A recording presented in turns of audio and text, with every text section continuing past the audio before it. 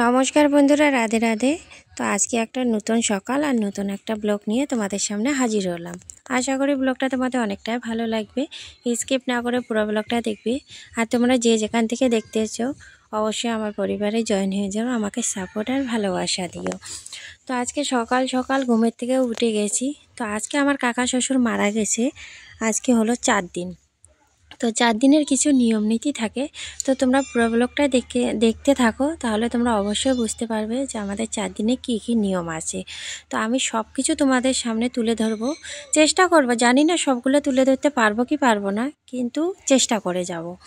তো আজকে 4 দিনে আমাদের চতুর্থ হয়। তো আমাদের আবার 4 দিনের দিন, যেমন আমরা যেদিনকে আমাদের মনে করো বাড়িতে মনে করো আমার কাকা শ্বশুর যেমন মারা গেছে, সেদিনকেও আমরা কিন্তু শুদ্ধ হয়েছিলাম। ঘর দোর লেপে মুছে থাল বাসন মেজে ঘষে আবার গ্যাসের টেবিল পরিষ্কার করে, মানে আমাদের যা ভাত সবজি থাকে সবগুলো আমরা মানে বাগানে ফেলে দিয়ে আসি।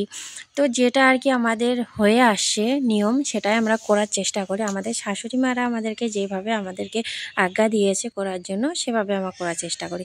আর এখানে দেখো সবজি টবজি সব এলোমেলো হয়ে পড়ে আছে, কারণ ব্যাগের মধ্যে ছিল। আর ব্যাগটা সকালবেলা আমার বর বাজারে নিয়ে গেছে আর সব সবজিগুলো ছড়ায় পড়ায় ঢালে দিয়ে গেছে। তো দেখো রাত্রিবেলা আমি গ্যাসের টেবিলটা মুছে রেখেছিলাম, আর সকালবেলা আমি রান্নাঘরটা লেপে যে রান্নাঘরে যে সাইডগুলো থাকে ওগুলো সবগুলো ধুয়ে মুছে নিচ্ছি। কারণ কি বলতো, আগে তো মনে করো প্রতিদিনই এগুলো করতাম, এখন ওই যে মেয়ের জন্য করতে পারি না।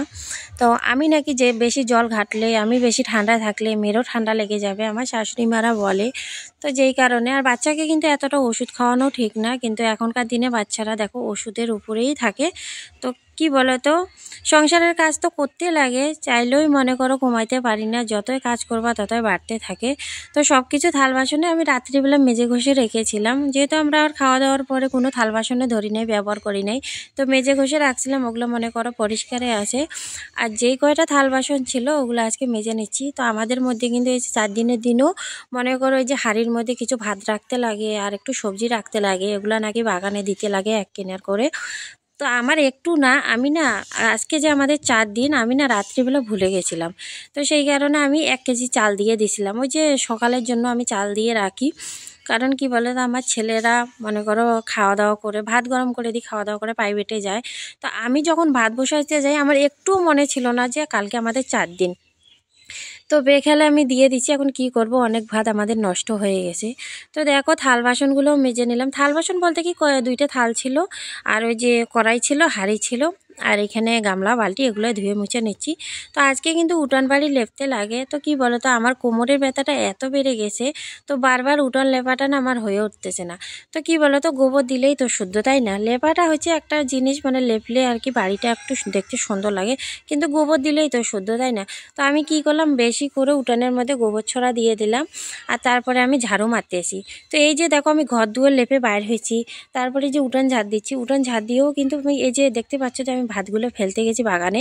এগুলো ফেলার পর কিন্তু আমি আর ঘরে ঢুকতে পারবো না, বা আমি বাড়িতেও প্রবেশ করতে পারবো না। আমাকে বাইরে আমার ছেলে জল এনে দিবে, ওই জল দিয়ে আমি স্নান করে তারপর আমি বাড়িতে ঢুকবো। তার আগে কিন্তু আমি বাড়িতে ঢুকতে পারবো না। তো আমি কেন ঢুকতে পারবো না তোমাদের সাথে অবশ্যই আমি শেয়ার করব কথাটা। কারণ আমার শাশুড়ি মারা বলে, এই যে মনে করো উঠান টুটান ঝাড় দেওয়ার পরে, গোবর দিয়ে লেপে মুছার পরে, আর ঘর দুয়ার লেপে তারপরে কেন আমাদের ঘরে প্রবেশ করতে নাই। তার আগে বলতেছি, এখানে আমার ছেলে দেখো রান্না করে নিছে, আলু ভাজা আর ভাত মানে বানিয়ে নিছে। তো ওর এক বন্ধু আসছে, ও খাওয়া দাওয়া করলো, কারণ প্রাইভেটে দেরি হয়ে যাচ্ছে, আর আমার উপটা লেপতে লেপতে মনে করো ওইদিকে লেট হয়ে যাচ্ছিলো, সেই কারণে। তো 8টার প্রাইভেট। তো তোমাদের সাথে বলি যে আমার শাশুড়ি মারা বলে, উঠান টুটান ঝাড় দেওয়ার পরে যদি আমরা বাইরে স্নান না করে যদি বাড়িতে ঢুকে যাই আর ঘরে ঢুকে যাই, তাহলে নাকি আবার বলে তাড়াতাড়ি করে কেউ না কেউ মরে যায়।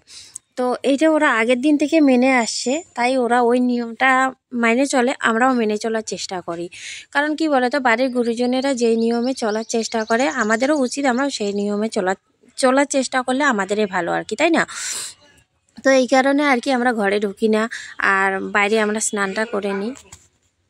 বাইরে স্নান টান করে আবার ঘরে এসে স্নান করে নিই। তো স্নান টান সেরে তারপরে ছেলে তো দেখি ভাত সবজি বানায় নিয়ে এসে, তো আমি বেগুন ভাজি করলাম, পালং শাকের সবজিটা বানাইলাম। তো বানিয়ে টানিয়ে আমি ঘরে চলে আসলাম। দেখো সব কিছু এলোমেলো হয়ে আছে, ওগুলো আমি গুছিয়ে গাছিয়ে নিলাম। কি বলো তো, সারাদিন তো একটার পর একটা পর্ব থাকেই। তো দেখো এই যে ঘর দুয়ার গুছিয়ে রাখলেও কিন্তু আমার কোনো শান্তি নেই। এই দেখতে পাচ্ছ আমি এগুলো গুছিয়ে রাখি, আমার মেয়ে এগুলো আগোচল করে দেয়। তো এটা তোমরা হাতে নাতেই প্রমাণ পেয়ে যাচ্ছ যে আমার মেয়েটা কতটা দুষ্টু। আর এইখানে দেখো বাবার এই যে নোংরা কাচড়াগুলো ধরতেছে, আর আমি যখন বলতেছি কেন ধরতেছি, সেবার বলে কি আমি কিছু জানি না।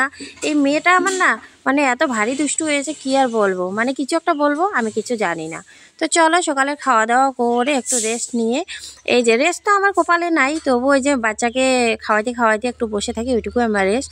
ওগুলো করে টোরে ওই যে ওর এক বালতি কাপড় বেরিয়েছে, কাপড় তো অনেক আছে, ওর জামা কাপড় যা বাইরে হয় প্রতিদিনের মতন। তো আমার ভাজ থেকে বললাম একটু আমাকে একটু মোবাইলটা ধরে দে, একটু ব্লক কর, আর আমি এদিকে একটু যাচ্ছি, আমাকে একটু দেখা।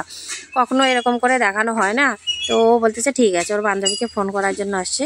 আর এদিকে দেখো আমার লঙ্কা গাছগুলো বাটির মধ্যে ভিজিয়ে রাখছি, মেয়ে আমার কি করছে সব ছড়িয়ে ছিটিয়ে বাগানের মধ্যে ফেলাই দিয়েছে।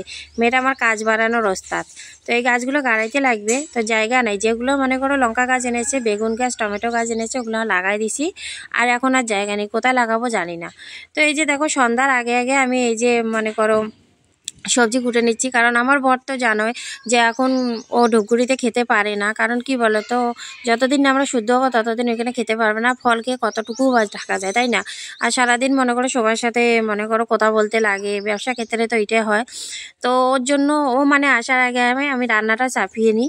তো ও আসবে, গরম গরম ভাত সবজি খেয়ে নেবে। তো এখানে সিম আলু বানাচ্ছি, আর সয়াবিন দিয়ে মটরশুঁটি দিয়ে আলু দিয়ে বানাবো, আর একটু মনে করো মটরশুঁটির একটু চাটনি বাটবো। তো দেখো এখানে পায়রাগুলো একটা ধানের বস্তা রাখছি আর কি বারান্দার মধ্যে। প্রতিদিন পায়রাগুলো এসে এসে আমাদের ধানগুলো খেয়ে নেয়।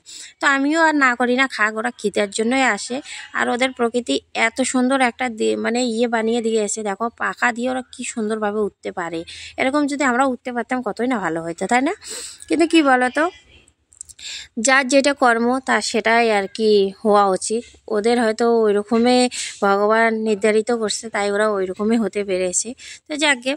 তো এইখানে আমি এই যে দেখো চাটনি বেটে নিচ্ছি। আর এই যে মটরশুঁটির যে বললাম যে মটরশুঁটির চাটনিগুলো যে বেটে নিব বললাম। তো কি বলো তো, আমার শিলবাটাটা না খুব ছোট। তো এই কারণে আমার শিলবাটার মধ্যে যে কোনো একটা বাটতে গেলে নিচে পড়ে যায়। তো এই শিলবাটাটা কিন্তু আমি ভেঙেছিলাম। কি বলো তো, এইটা মানে একদিন আর কি দুপুরবেলা আমি মশলা বাটতে গেছিলাম। তো আমার ভাই আইসে বলে কি চা চা লাগবে, কিন্তু ক্ষেতের থেকে আসলাম, তো ক্ষেতের থেকে আইসে তাড়াতাড়ি রান্না করে আবার হাজিরার জন্য ভাত নিয়ে যাব। আর ও আমাকে খুব মানে জোর করতেছে। আর পিছন দিকে না কি বলো তো, ভাই বোন থাকলে যেটা হয় আর কি, পিছন দিকেও আমার চুল টেনে দেয়।